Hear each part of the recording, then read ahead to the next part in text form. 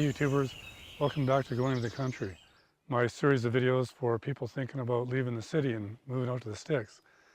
In this episode, I go back to Mountain Spirit Garden Estates and meet John Gower, who specializes in sustainable home design. He's working with Catherine Egan up there on some concepts that will fit right into the natural environment.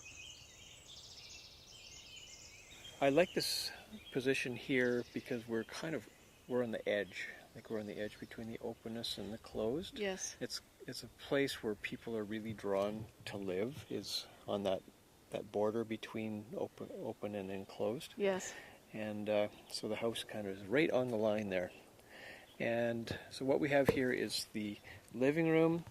We have the outdoor living space. Yep. And then as we come down the hill, we have this beautiful knoll that you can barely make out in behind all of the trees there, Mm-hmm. but we'd like to retain that. Yeah. And then the house just kind of nestles in there, Yes. and that knoll helps to block the view of the garage down below. Right. It's just a perfect little bowl here that the house sits in. And it reminds me of some of the concepts in feng shui where you've got sort of the armchair effect of cushioning your environment around you so that the energy flow meanders around the building as opposed to having it right out in the open. So we're using that topography in sort of the most beneficial feng shui aspect from my understanding. There's another dimension to it too. Frank Lloyd Wright always said that you should put your house on the least valuable part of the property to retain the values all around it, and to be respectful of what's there on the site as well.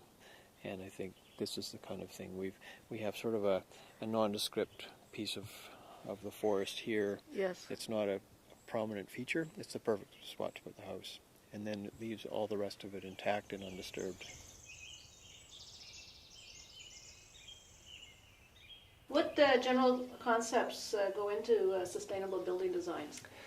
Well, there's a lot of different ways that you can look at it, and perhaps a really good short description of it is something that I would borrow from the LEED program. You've heard of LEED?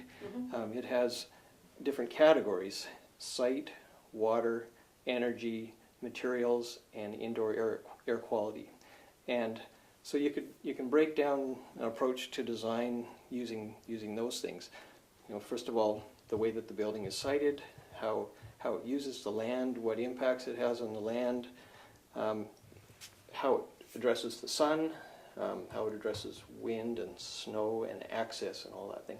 That would all be under the site category. Water, that's primarily a matter of, particularly in a natural site, of respecting the hydrogeologic cycles that are there on the site, and also recognizing that water can be a resource. Energy would be designing a home that is extremely energy efficient and optimally reducing the energy use. Materials, we want a sustainable home to have materials that are sustainably produced. Ideally, they've come from the local area. They haven't been shipped in from overseas.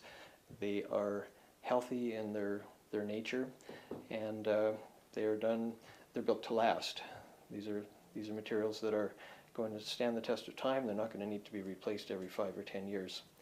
The last thing is air and interior air quality, and that's a function of what you put into the house, whether you have natural finishes, natural fabrics, or if ideally you have a ventilation system too that will take care of giving you fresh air.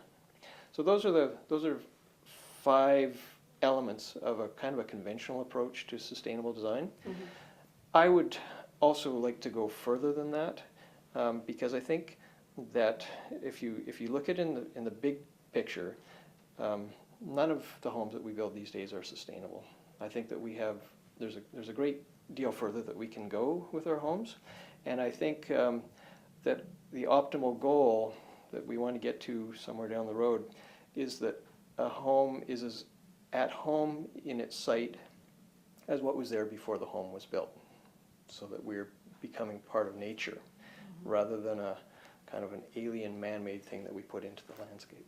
I should just mention that what we're speaking to here today is it's a kind of a speculative design that my firm developed for Lot 6 at Mountain Spirit. And Kathy was looking for a tool which would help prospective buyers be able to visualize better what's possible on the site. Because these are sites that most people in their daily lives would never have opportunity to tackle as a development project. And it's often difficult to walk onto a piece of land and say, I want my house to go there. There are so many different factors to consider.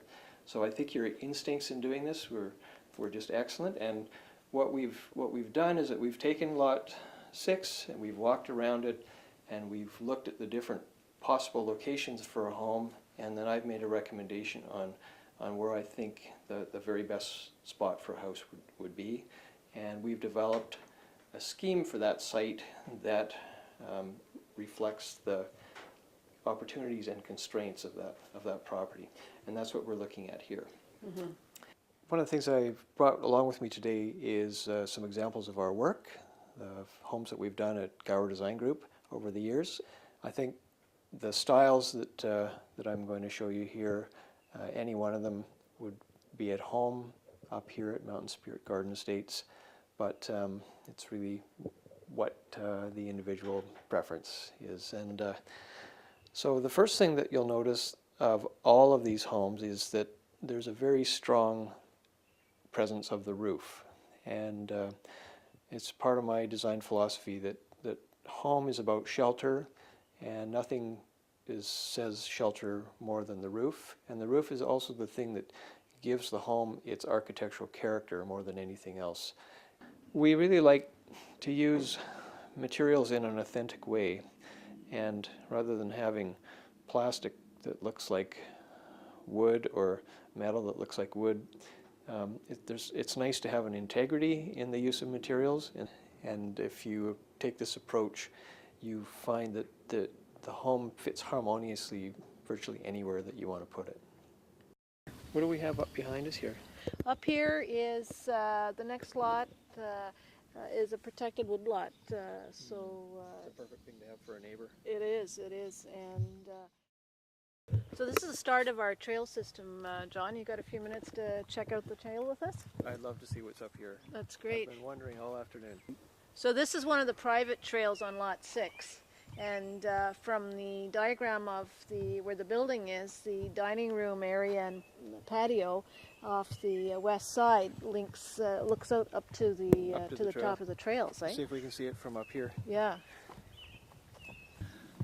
Yeah, it's hard to imagine how great this would be to have your own private walking trail and have a piece of property big enough that you could go for a meaningful walk or a cross-country ski or a snowshoe and just stay on your own property. This is just wonderful what you've done here. Well, we've also put seating areas around too, so you can entertain out here and get away and meditate. So whatever you want to do out here, there's.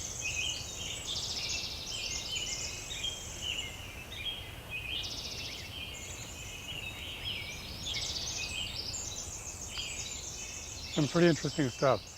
I want to thank Catherine for letting me on her property and showing me around and spending the time to show me some of the things that she's done up there. I think it's really worthwhile, and it's definitely worth having a look if you're looking at property. Next time I'm going to talk about chainsaws, things to look for before you buy one and how to maintain them. So thanks for watching, and I'll see you next time.